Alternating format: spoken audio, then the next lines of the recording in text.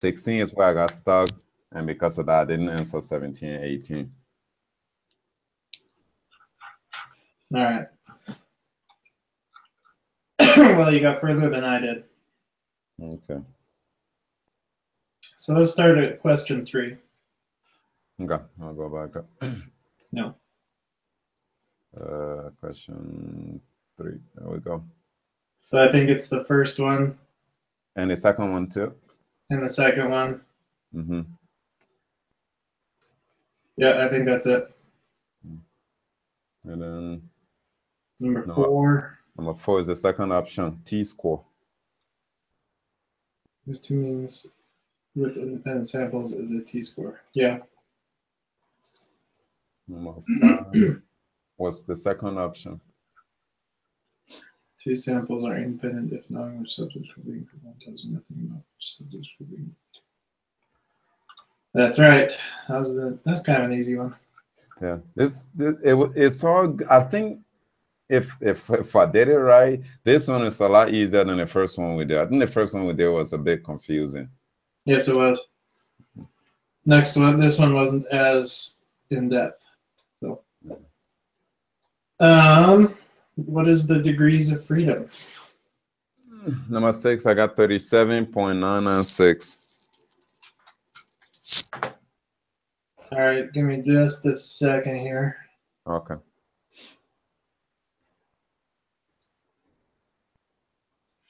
Now this was an independent sample, right? Yeah.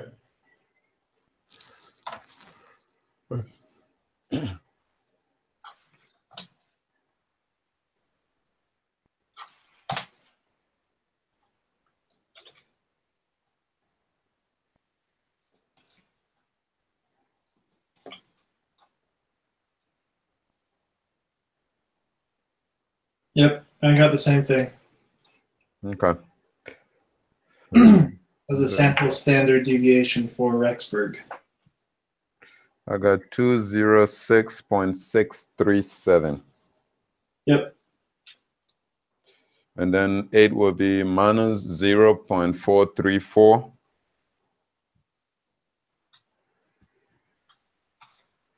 Yeah, that's what I got there for the T.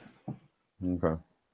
What is the p-value? That would be 0.667. Oh shit. What did I change here? You didn't get that? Oh yeah, the p-value. Oh my God, I was gonna fail in this regular. What did I do? I put 0.333. Oh, I probably didn't change my. So the type of test is not equal to, right? Is that why you put it? That's what I put it as, yeah. Okay, so then my p-value. What the heck did I do here? Where did I get 0.33? Oh, maybe I put my p-value in before changing the type of test. Hello. Yeah. Yeah. So let me go to question number 6. What do you guys get for question number 6? 37.996. Okay, I got 37.996. That's 7, I got 206.637. Is that? Yeah. Yeah. Okay. Question 8, negative 0.434. That's right. 9, 0.667. Yep. We were just talking about that. I made a huge mistake. Okay, I think that is where I just got it, because I have to attend another meeting for my one of my entrepreneurial class, so I couldn't finish that. Yeah. Okay. So number 10, we reject. Okay. Wait. Because it's higher. Wait, why on earth will we reject? 1 second. 0.10, and we got 0.666. We reject. I thought we reject when it was. We come to this dumb thing again. It's double negative again. We reject the null hypothesis if the p-value is less than the level of significance. Oh, so then we'll fail to reject on this one. The p-value is greater, so then we fail to reject. Yeah. And then let's say if you change the alternative hypothesis to not equal to, oh, wait a second. So that means the alternative hypothesis was greater than, okay, that maybe that's where, let's visit a p-value again. Let's go back up. The alternative hypothesis, when we put it in, is supposed to be less than. You think it is? Yeah, so let me share my screen real quick. That's where I got a 0.333 from. I know I did something earlier today, but right here, I'm sharing my screen right now. Mm-hmm. Yes, yeah. So right here, according to the test, let me bring my test. Come on. There we go. According to here, it said the HA here should be less than, right? Yeah. Yes. So then on our stuff here, this is the HA, right? Well, at least that's what I've understood it to be. Less that, yeah. So this is a bit less than. When you change it to less than, it becomes 0.333. That's where I got it 0.333 from earlier. And then fast forward to question number, let me minimize this. So, oh, I freaking had this sometime. Oh, well, they're all gone now. Then if, because it's less than, right? If we come down here, it becomes not equal to, and then we go back in and change it is this one, and then change it to not equal to, and then we get 0.667. That's why I got a 0.333 from. You guys think it through. If I'm going off the deep end, let me know. I'm waiting to come back. But that's how I understood it when I first did it. No, I think you're right. Okay. So on number 11, what is the correct decision based on this evidence? The p-value is greater than the level of whatever it is, the significance. It's greater than. It's good. So we have sufficient evidence that. So we fail to reject, right? Yeah, it's still higher than 0.1. So on 10 we fail to reject, and then on 11 it's just the same. But I don't know how to word. This is why I struggle with English a little bit. I didn't know how to word it here. We're still rejecting them. Well, we're still failing to reject the null hypothesis, but I don't know how to work it in English here. Look at my screen real quick. I took a note on this. Okay. This one. Okay. So you see this notes right here. Mm-hmm. If we reject, then it's saying that we have sufficient evidence to say something. Okay. Don't reject, we have insufficient evidence to say. Okay. So we did not reject it. So that means we follow this one down here, and we go to one of these two options where it says insufficient. They're not the same, so it'll be the second one, eh? Hold on. We haven't said that the insufficient evidence that the main dentist bills between the two studies are main dentist bills between the two studies are the same. Oh man, I don't know. The only reason it should be the second one. Yeah, because it's a HA U1 is not equal to U2, and we have sufficient evidence to show that they are not equal because it's 0.667 and the acceptance is 0.1. So we have. Well, okay, okay. Let's go slower. I see where Justin was a bit hesitant. We have sufficient evidence that the mean dentists between the two cities are different. We have sufficient evidence because the p-value is significantly higher, right? Because we say we don't have, if we have insufficient evidence, then how are we coming to this conclusion? Man, I hate questions like this. It's not equal. We're using the p-value to determine if we have enough evidence to reject the null hypothesis. And because our p-value is greater than the level of significance, we do not reject the null hypothesis. So that means that basically in this situation, we're saying that we cannot prove that the dentist bills between the two cities are different. So we can't prove that they are different. We don't have enough evidence. Okay. Does that make sense? I think so. Okay. So which one would this form be then we have sufficient evidence that the mean dentist between? I think it's the second one. The second one, okay. Yeah. We'll shoot for that. And then number 12, we're doing the other one, just to the freshman dinner now. If you guys need to put it into the calculator, that's cool. Yeah, I need to pull that in. Okay. Oh, wait. Freshman dinner.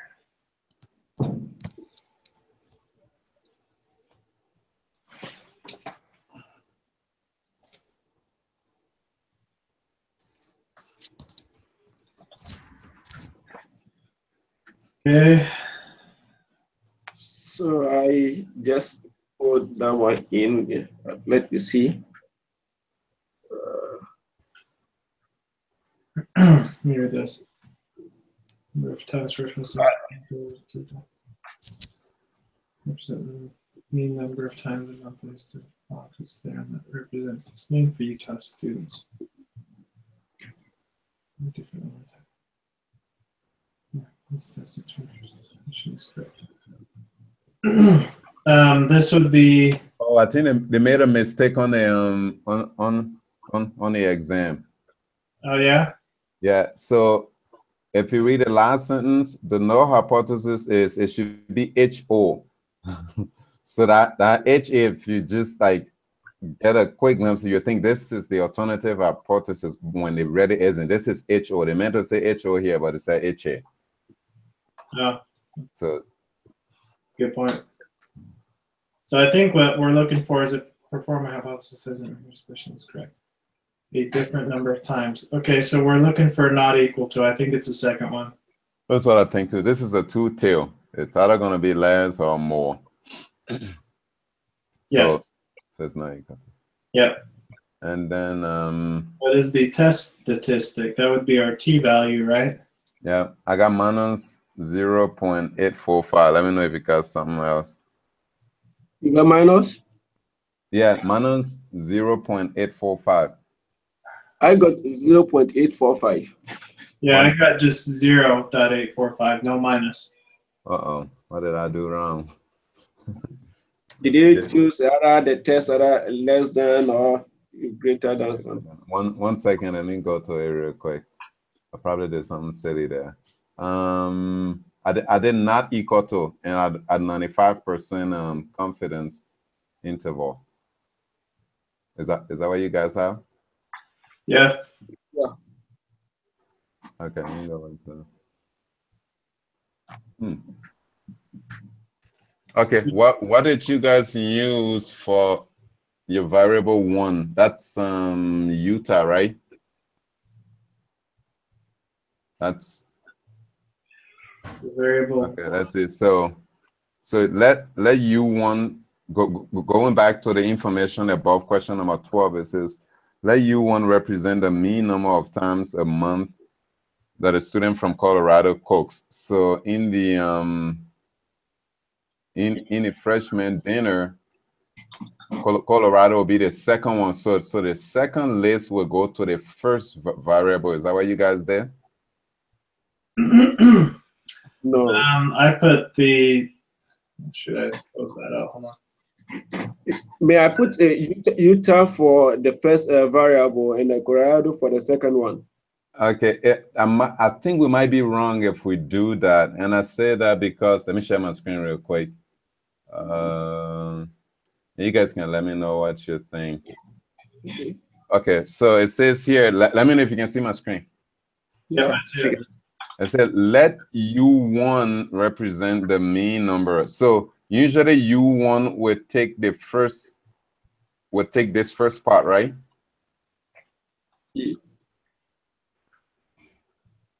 U1. Or am I reading it wrong? I thought the first variable would be U1, and then the second one would be U2. I could be wrong, but Yeah, hypothesis test. I said then let U2 represent the this mean for Utah student. Well, let's see. What is the test statistic? That U1 represent the mean number of times a month a student from Colorado cooks dinner, and U2 represent from Utah students. So U1 should be the Colorado, and U2 should be the Utah. Okay. So and U1 go in variable number 1 or variable number 2 column. That's the second part that we're having trouble with. I think that you are correct, Uko, that me and Bartholomew did it in reverse. Yes. Because I think that you're right. Okay. So let's make that a negative 0.845. Yeah. I didn't read it that closely to notice that it defined that. Good catch. And what is the p-value? I got 0.411. Yeah, I also got the 0.411. Yeah, me too. Okay. So what decision do you make? What's our level of significance? 0.05? Yeah. Okay, so the p-value is less than. Oh, the p-value is actually 0.4. So it's higher than, sorry. Right, higher than. The p-value is 0.6. So we failed to reject. The p-value is 0.411. Yes. Yeah. So fail to reject. That's what I. Yeah. Okay. Okay. 16. Determine a 95% confidence interval for U1 minus U2 and estimate for the difference between U1 and U2. So this is where I got stuck. The first thought that came to me was, does that mean literally subtract variable 1 from variable 2 and then use the difference to work, the second part, or like, I don't know, like I went blank here. Okay, I think what we're doing here is we need to create a confidence interval based on independent samples. So we've got our data set into our t-test on the left. I'll share my screen. Show you what I'm talking about. So we've got our data into the t-test. Mm-hmm. And so it gives us this output, and we need to put that into this formula. As I understand it, this is a formula that I created after taking notes on the videos. So our line over x1 would be 15.2, right? Mm-hmm. Let me go back to it right here. Line over x2 would be the variable 2. Standard deviation for 1. Oh. And What's the formula that you have in it, so I can just write one here for me? Well, I got all these. So just the one in the margin of error.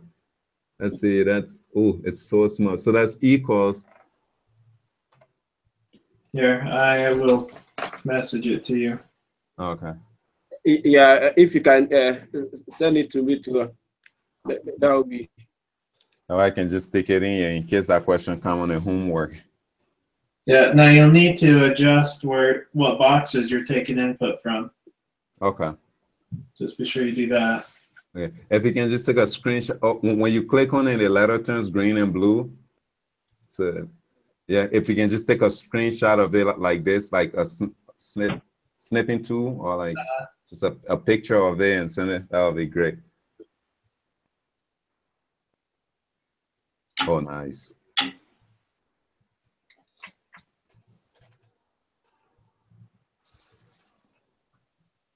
Okay.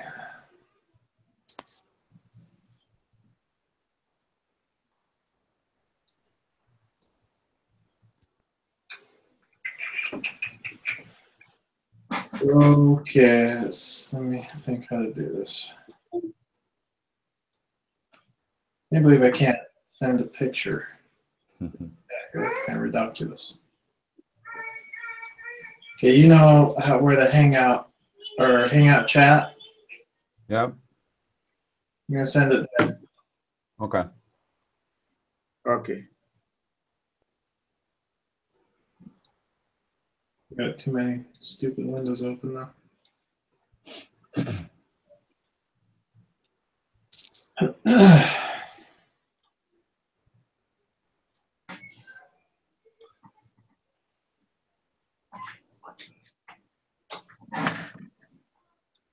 Okay, there it is. In the Hangout, not in the Google Hangouts main window. Oh, Yeah. awesome. Equals B11 will be so B11 was your T, right? That's B11. That's yes, is my T. Okay, so B11 will be a T times square root 1, 2, 3. I could also just send you this file, I guess. Oh, okay. Yeah. B7. If you can send me the file, I'll be very grateful. Yeah, no problem. So class spreadsheet.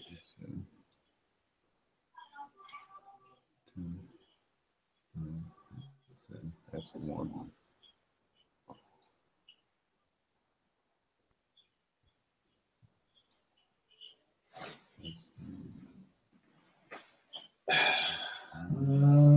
There's this. Okay, here's the link.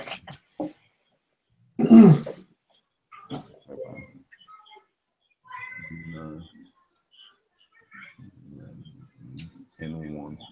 Did you guys see that in our live Yes. broadcast? Let me see. Yes. Great. Oh, right there. Cool.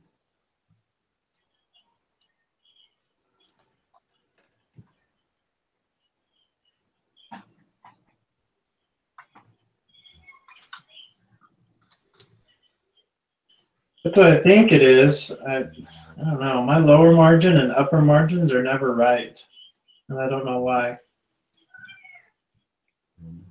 I have to go off of the confidence interval on the data sheet.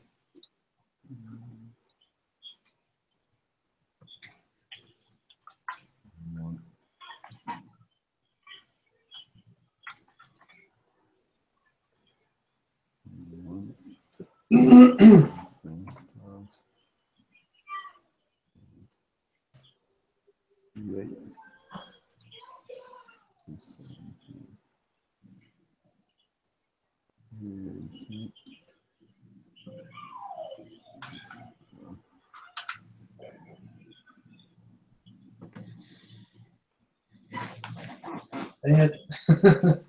My margin of error was not right. Okay.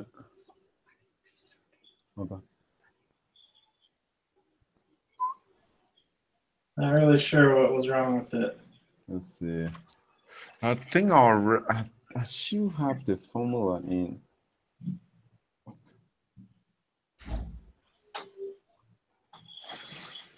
Oh, I see.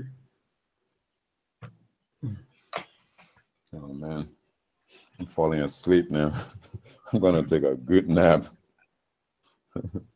Yeah. I'm done with this. All right, let's see. Margin of error right there. Okay, given standard deviation divided by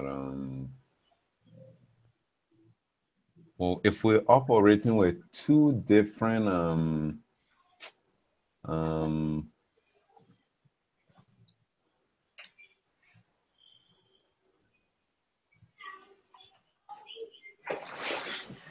We're operating with two different mean.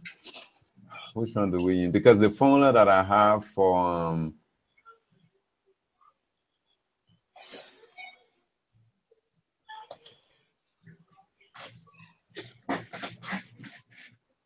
okay, let me do this. Let's see.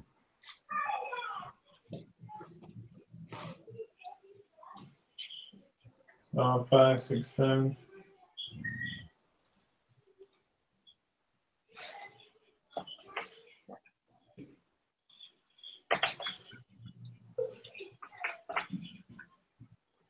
So my next best guess is that the margin of error is 3.681. 6 is on. All right, let's give it a shot. I don't know. I think this is taking too much time. Yeah. 1, 6, 8, 1. And then we can, I mean, we still got a week ahead of us, so give it another shot, but. You try it for 16, try 3.86 or 3.681. Okay. Yeah. And then on the lower, oh, sorry. 3.681. Yep. Uko, how about you try that? Okay, I'm gonna try. So let's answer the 2 more, and then I'll go ahead and submit. What's so the confidence interval, the upper and lower, are we using just the one that we have there, like on the data? Let me see. Yeah, minus 5.147 and 2.214. Okay, I'll go ahead and put that in.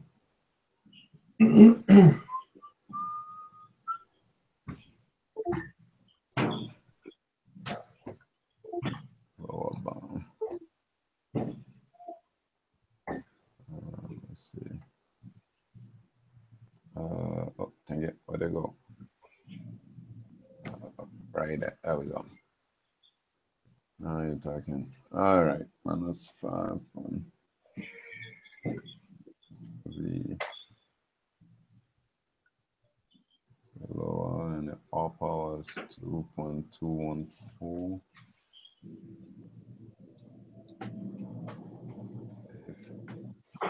All right, I'm submitting. Okay.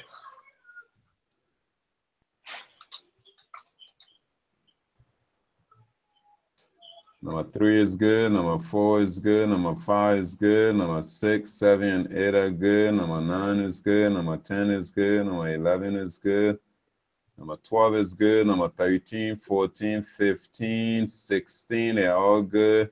17 is golden. 18 is golden. Oh my money. All right, I need that formula that you used for question number 16 because it came out correct. No kidding. Wow, that was like a total guess. Yeah, everything came out correct. So if you can remember what you did on 18, was it, no, 16. If you know what you did on 16, if you can just, drop in an email, that would be great. Because I'm sure that question will come on the homework. Well, I'll have to explain it to you which isn't the problem. So, zoom in here. Okay, you see this here? Yeah. What I did was, first of all, the lower and upper margins are just the margin of error plus or minus the margin of error, right? Okay. So all I did was I calculated the difference between these two because this is the lower and this is the upper. Uh-huh. So I took the absolute value of that, the lower end, and the absolute value of the higher end, and I divided it by 2.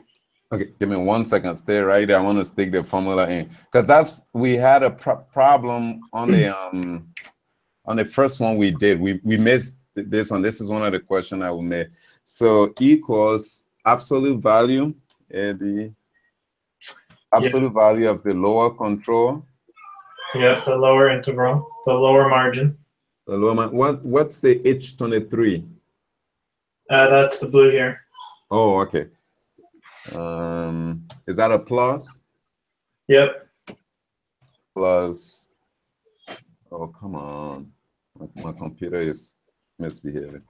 plus absolute value. Man, that was smart. Like absolute value of the upper control. I was real lucky it worked. That was very nice. Divided by 2. Oh, you got 2 parentheses, right? Yeah. All right, you got 3. Let me put all in parentheses.